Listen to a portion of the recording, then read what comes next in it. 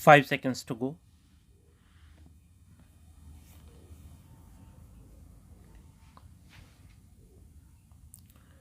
Start. I am glad to be participating in the Human Rights Day celebration organized by the National Human Rights Commission. It is an important occasion for the whole of humankind as it was on this day in 1948 that the United Nations General Assembly adopted the Universal Declaration of Human Rights, also known as UDHR. The adoption of the UDHR was a landmark event in world history. Today, there is a high degree of awareness about the concept of human rights. The principle of equality underpinning it has been widely accepted. But nearly 75 years ago, the world was a bit different. A large number of human beings were treated as less than equal. The advent of modernity, it seemed, had dispelled the clouds of the dark ages, but the sun of progress was yet to shine everywhere. At that point, the world leadership got together, drafted this milestone document, and proclaimed that each of us, as a human being, is entitled to basic rights. Today, we fail to understand why something as simple as basic dignity could be denied to someone solely on the basis of their race, religion, gender, or language, or where and in which group they were born. Any mention of the UDHR is bound to remind us of the incomparable contribution made by an Indian to its drafting. Hansa-Behan Mehta, as you know, was India's representative to the UN Human Rights Commission. When the very first line was drafted as all men are born free and equal, it was Hansa-Behan who suggested changing it to all human beings are born free and equal, a minor correction with major implications. She was a disciple of Gandhiji and widely participated in the freedom struggle, which I think explains her refined sensitivity. Yet, progress towards equality has been a slow journey in many places. The text of the UDHR is said to have been translated into more than 500 languages, which makes it the most translated document in history. Still, when we consider the sad developments that keep taking place in many parts of the world, we wonder if the declaration has been read at all in some of those languages. Ladies and gentlemen, the fact remains that human rights are a work in progress around the world. At home, however, we can take solace in the fact that the National Human Rights Commission has been making the best possible efforts to spread awareness about them. Now, in its 30th year, the NHRC has done a commendable job of protecting as well as promoting human rights. It also participates in various global forums for human rights.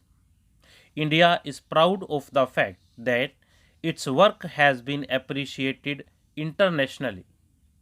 It has been enjoying the A status accreditation with the global network of national human rights institutions called GANHRI.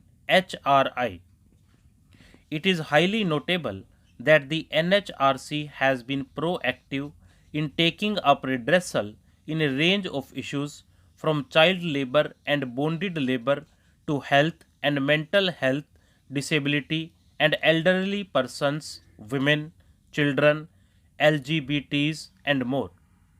During the COVID-19 pandemic, I am told a team from the NHRC visited a hospital to ensure no one was denied admission and treatment.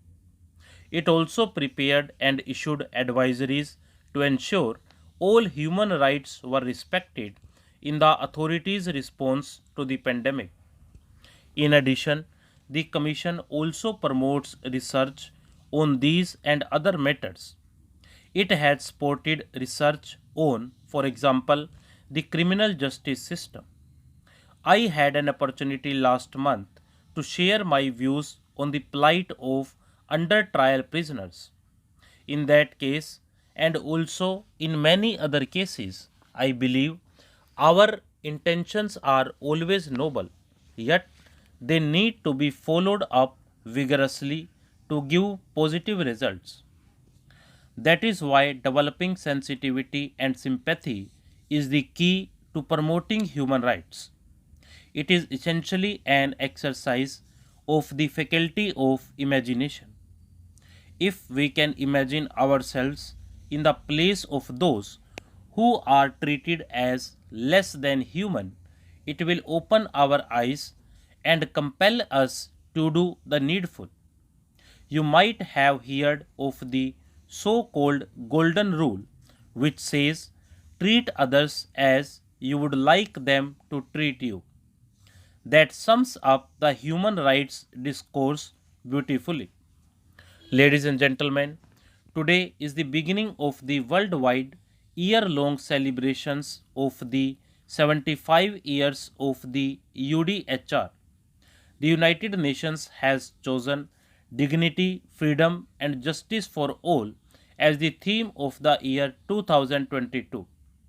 That is close to the ideals expressed in the preamble of our Constitution.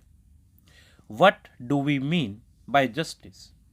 The preamble explains it is justice, social, economic, and political. I have said before that we should strive to expand the notion of justice. Over the past few years, the world has suffered from a high number of natural disasters caused by unusual weather patterns. Climate change is knocking on the doors. People in the poorer nations are going to pay a heavier price for the degradation of our environment. We must consider the environmental dimension of justice now. The challenge of climate change is so enormous that it forces us to redefine rights. 5 years ago, as you know, the High Court of Uttarakhand held that the Ganga and Yamuna rivers have the same legal rights as human beings.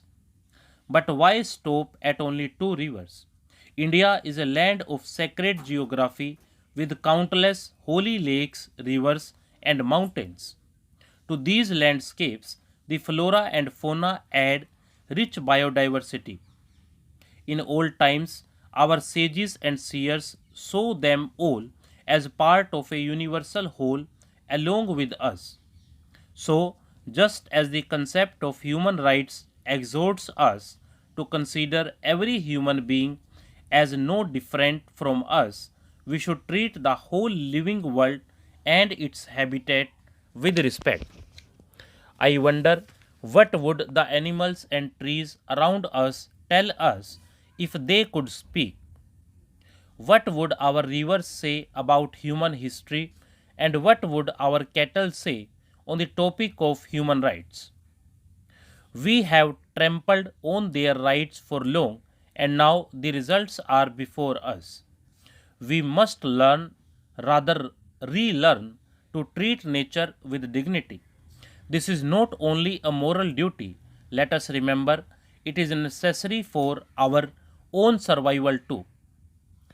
I congratulate the NHRC and the state commissions, all members and officials associated with them, as well as the human rights activist community around the world on the Human Rights Day.